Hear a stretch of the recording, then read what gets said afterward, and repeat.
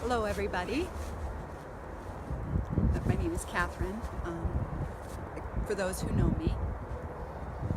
I was trying to think of a video that I could come up with today that would be a wonderful topic for us to explore, and I'm just going to walk a little bit because it makes me comfortable.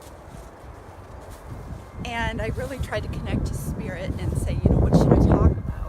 What topic should we cover for today?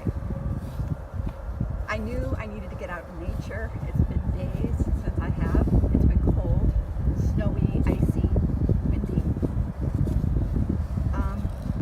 And the more I stayed away from nature, I noticed the grumpier I got. Probably by some of my posts, some of you know I got a little perturbed with some certain subjects. And a lot of it had to do with feeling a little harassed by some viewers at times. But that's not really where I want this conversation to go. I wanted to connect about more of who I am. And yes, many of you know I'm a psychic medium. I channel, I do all of that, I write, I'm an artist. I'm a friend, I'm a mother. I started with my spirituality over close to 30 years ago. And some people feel that, they ask me, how did all this happen for you? For me, it felt like at the time it wasn't a choice. It was something that just happened to me. These are things I wanted to write about in a book one day. But in actuality, I was involved with some people who were into the whole, let's say, ghost thing. Some pretty well-known people, actually. And even though I felt kind of naive to the topic, it was something that just kind of, the supernatural just kind of happened to me. And it was hard. And to make it basically a long story short, and this is all improv and I wanted to talk a bit about, my first interaction with spirit I wasn't exactly a strong Catholic. I wasn't really any denomination whatsoever. But I was involved with some people who were, as I said, into the whole ghost spiritual thing.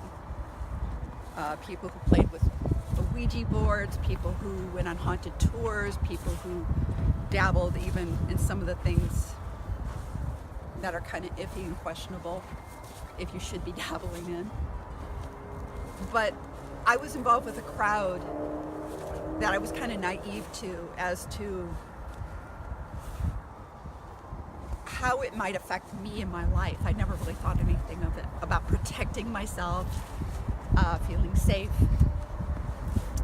I didn't really think about all that. I didn't pray. It wasn't part of how I was raised. So one night, after having some experiences with people who were seriously into ghost and spiritual topics, and I can't really go into it without feeling like I'm violating somebody else's protection rights. So I can't really go into that subject, not on video. But let's just say I was involved with a crowd that dealt with some risky, in my opinion, endeavors that I wondered what I was really being part of. And unfortunately, one night, I was attacked by something I couldn't see.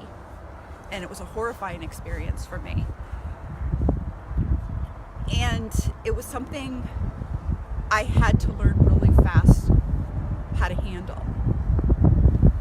And over a time of 20 years, well, let's say go back to 15, I had to learn that that yes, there is a supernatural. Yes, there are things that we cannot see. There are energies we feel. Anyway, it's a long topic we could go into. But I had to learn that, well, it was something I could either try to ignore or learn how to grow and understand, and maybe one day even help others with. And unfortunately, the more I tried to ignore being able to see and feel things that other people couldn't, hear things that people didn't understand, they either one are going to think you're mentally ill and put you away. Not that there aren't some people who need help, or you're going to think you're ill and need to be put away, or you're just going to avoid it and just hope it all goes away. And I know many people who experience these kind of experiences and they don't know what to do about it. For me, I learned after trying to ignore it for years and years. I mean, I'd get up in the middle of the night and see things in my living room, or my dreams got crazy. I'd hear people tapping on my walls. I would hear people talking to me, and it's like, okay, I'm nuts. No, I could accept that if I wanted, but there was a time I was totally terrified of being different and having these experiences. And some people would say, well, this is your awakening, and this is, but whatever it was, I had to learn that it's more of a benefit to learn how to nurture it, let it develop, learn how to protect, find the right people who can guide you to help you develop your gifts naturally. And I will go over some of these topics with more and more videos I put out there. But I just wanted to say what's important. Don't run from these experiences. You're better off learning how to develop them, nurture them, and help other people with them if you can. Or, yes, you could choose to shut them down and be afraid and let your fear control you. There was one thing my guide said to me that was amazing, that really struck a chord. They said to me, love calls, fear stalls. What powerful words. Learn. If you are gifted and you really want to learn about it, find the right teachers to help you. I hope one day to be able to teach many people to help develop their gifts. But learn, even though you think you're crazy, it doesn't mean you are. People who are crazy are people who don't think they're crazy. They think everyone else is crazy. But don't live in fear of it, because eventually you're going to find out it's going to keep reappearing in your life, and you're going to have to learn how to, well, what to do with it. I chose to develop it and help you all over a process of almost 30 years. And I hope you don't have to go through it the hard way like I did. I hope in what I'm telling you teaches you don't have to run from who you are.